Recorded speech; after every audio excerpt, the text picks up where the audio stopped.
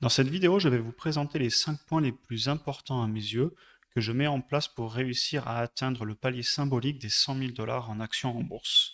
Cette vidéo est basée sur mon expérience et c'est ce que je fais à titre personnel au quotidien dans mes investissements. J'espère que cette vidéo pourra vous aider, sachant que j'ai moi-même commencé avec quelques centaines d'euros en bourse et aucun autre investissement il y a un peu plus de 2 ans. Salut à tous, c'est Dorian de la chaîne Thintify et j'espère que vous allez bien.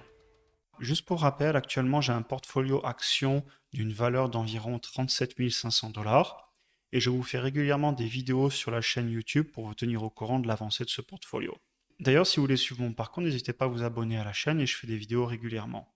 Pour rappel, avant de passer au premier point, sur cette chaîne YouTube, je vous montre principalement mes actions parce que c'est vraiment un sujet qui me passionne, mais pour être honnête, j'investis aussi à côté dans des actifs comme l'immobilier, les ETF, les métaux précieux, etc. Très bien, passons maintenant au premier point. Je me rappelle quand j'ai commencé en bourse il y a un peu plus de 2 ans, j'ai commencé par investir 500 dollars, puis le mois d'après, j'ai galéré à trouver quelques centaines de dollars en plus. Et aussi, j'ai très vite réalisé que même si je mettais 100 dollars en bourse et que je faisais plus 100% sur une action, au final, j'aurais que 200 dollars. C'est pour ça que ma stratégie pour atteindre 100 000 dollars est à mon avis pas seulement liée à la performance de mes investissements, mais aussi, c'est surtout lié à ma capacité d'apport au début. Juste pour rappel des calculs très simples, si vous faites plus 100% sur 10 000 dollars, vous avez 20 000 dollars. Par contre, si vous faites plus 100% sur 100 000 dollars, vous aurez 200 000 dollars. On voit donc bien que les apports personnels au début c'est très important pour faire croître le portfolio, faut pas se mentir. Par contre, au fur et à mesure du temps, vos apports personnels ils seront de moins en moins conséquents par rapport à ce que votre portfolio pourra grandir par lui-même. Alors maintenant, vous pourriez peut-être me dire, mais comment je fais pour trouver 500 dollars par mois? Pour moi, il y a deux raisons si on n'arrive pas à trouver 500 dollars ou 500 euros par mois pour investir. C'est soit que vous gagnez pas assez, soit que vous dépensez trop.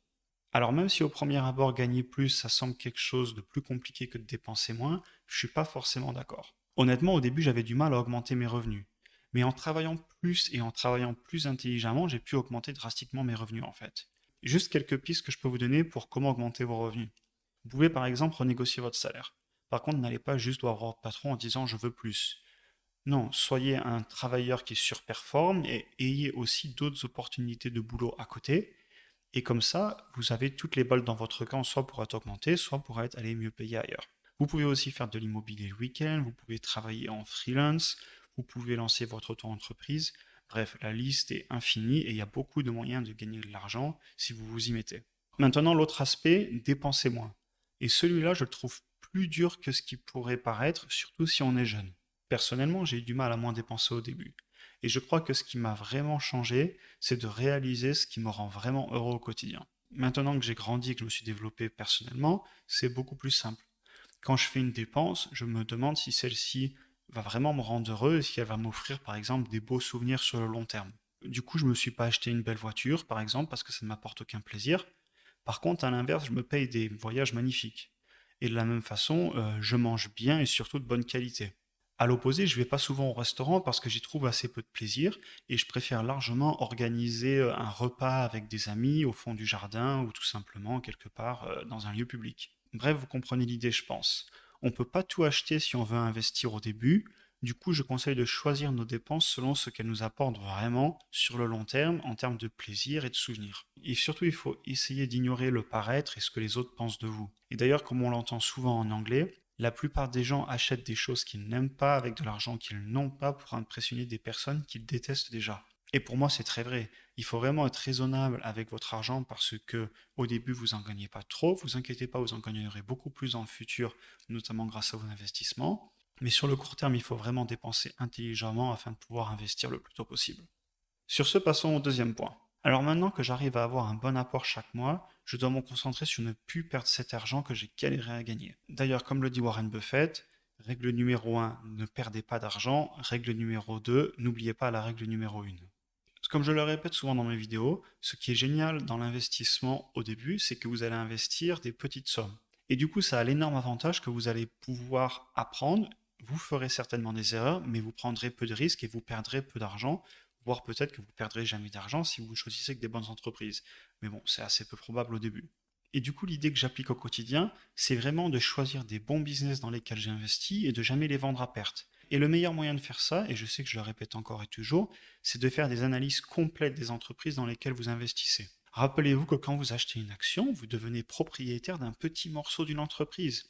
Du coup, si demain je veux acheter un magasin au bout de la rue, est-ce que je vais pas tout vérifier de fond en comble? Est-ce que je vais pas regarder la popularité de la rue, le potentiel du magasin, le business model?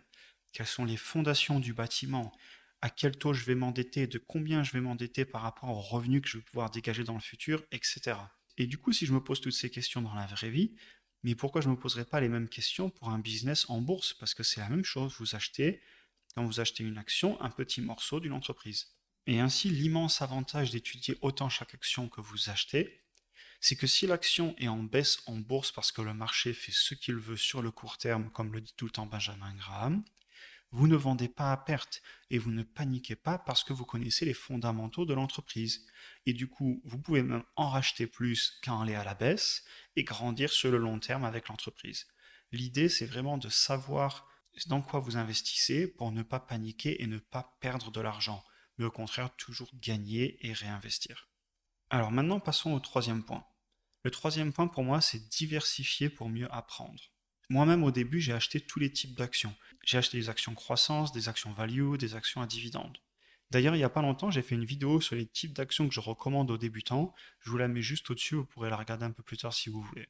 L'idée générale que j'ai depuis que j'ai commencé à investir en bourse, c'est que je veux apprendre les différents types d'entreprises qui existent pour savoir les évaluer et les étudier en conséquence. Et je veux apprendre ça le plus tôt possible parce que, par exemple, une action croissance, ça ne peut pas s'étudier de la même façon qu'une action à dividende. Et du coup, si j'apprends pas ça au début, je vais faire des erreurs quand je vais étudier les entreprises que j'achète. Perdre 50% sur une action qui ne remonte jamais, ça peut arriver au début, ça m'est moi-même arrivé. Par contre, perdre 200 € sur une erreur d'analyse, c'est beaucoup moins grave que de perdre 10 000 € sur une erreur d'analyse dans le futur. Et c'est d'ailleurs la raison pour laquelle j'investis d'ores et déjà des beaucoup plus petites sommes en pourcentage de mon portfolio sur des actions spéculatives par rapport à ce que je mets sur des actions plus solides et que je comprends bien mieux et que je vois grossir dans le futur. Très bien, passons maintenant au quatrième point, avoir une vision long terme. Ce que j'entends par là, c'est d'acheter les entreprises qui ont le potentiel de multiplier leurs revenus dans le futur.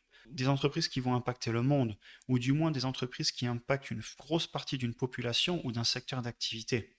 Je me rappelle toujours à moi-même que je n'essaie pas de gagner de l'argent rapidement, mais qu'au contraire, je suis en train de construire un portfolio long terme qui, à la fin, va largement dépasser les 100 000 $.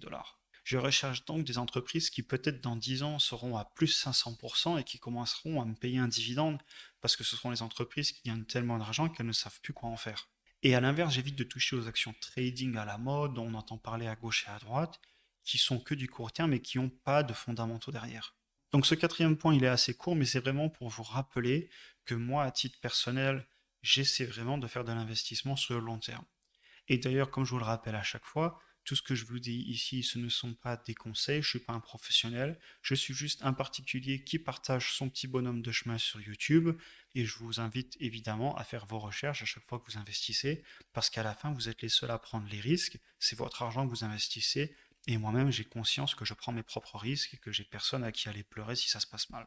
Et maintenant, passons au cinquième point, qui est certainement l'un des plus importants. Il faut commencer maintenant et ne pas procrastiner. Je me rappelle très bien qu'au début, j'ai hésité à me lancer.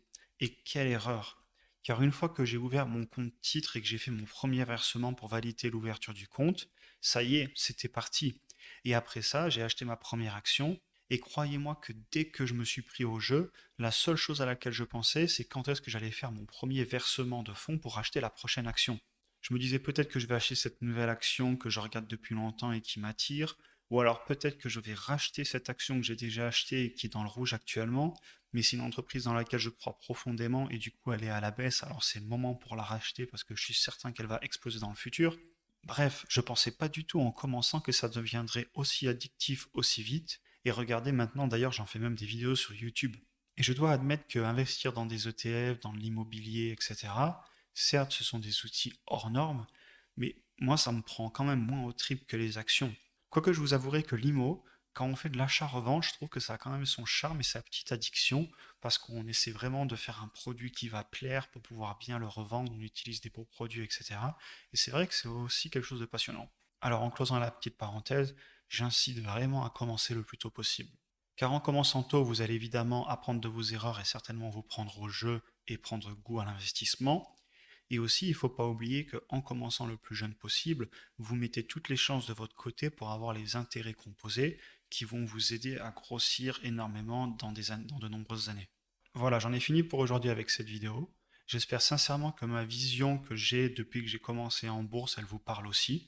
Si vous voulez continuer à me suivre et voir combien de temps je vais mettre pour atteindre les 100 000 dollars en actions, n'hésitez pas à vous abonner à la chaîne. Et évidemment, je ne manquerai pas de vous tenir au courant dans les prochains mois de l'évolution. Et sur ce, je vous souhaite une bonne journée et je vous dis à la prochaine.